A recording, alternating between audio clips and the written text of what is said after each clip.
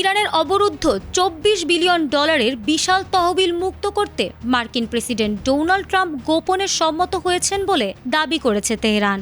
দেশটির আধা সরকারি সংবাদ মাধ্যম ফার্স নিউজ এজেন্সিকে দেওয়া এক বিশেষ সাক্ষাৎকারে এই চাঞ্চল্যকর তথ্য নিশ্চিত করেছেন ইরানের সর্বোচ্চ নেতার সিনিয়র উপদেষ্টা। দীর্ঘদিনের বৈরী দুই দেশের মধ্যে এটি একটি বড় কূটনৈতিক মোড় বদল হিসেবে দেখা হচ্ছে। দুই দেশের মধ্যে বর্তমানে পাকিস্তানের মধ্যস্থতায় একটি 14 দফার খসড়া সমঝোতা স্মারক নিয়ে নিবিড় আলোচনা চলছে।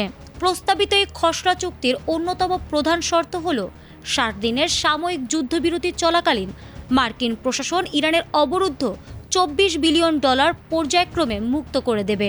এর বিপরীতে ইরানকে তাদের পারমাণবিক কর্মসূচি কঠোর নিয়ন্ত্রণে রাখার শর্ত মেনে নিতে হবে।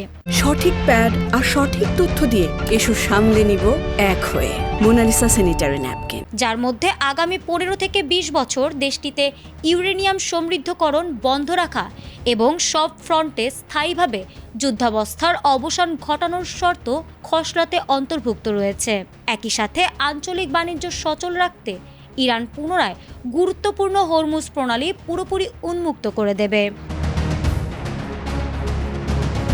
প্রশাসনের একটি শীর্ষ সূত্র ইঙ্গিত দিয়েছে যে আগামী কয়েকদিনের মধ্যে এই যুদ্ধ অবসান চুক্তিটি চূড়ান্ত স্বাক্ষরিত হতে পারে। মূলত মার্কিন অভ্যন্তরীণ রাজনৈতিক সমীকরণ এবং ইসরায়েলি লবির চাপের কারণেই ট্রাম্প প্রশাসন এই বিপুল পরিমাণ অর্থ ছাড়ের বিষয়টি এখনই প্রকাশ্যে ঘোষণা করছে না বলে মনে করছেন আন্তর্জাতিক রাজনৈতিক বিশ্লেষকরা। শেষ পর্যন্ত এই গোপন কূটনৈতিক সমঝোতা মধ্যপ্রাচ্যের দীর্ঘমেয়াদী শান্তি ও স্থিতিশীলতা বজায় রাখতে কতটা কার্যকর ভূমিকা রাখে এখন সেটাই দেখার বিষয়। ফারহানা হক, ATN বাংলা।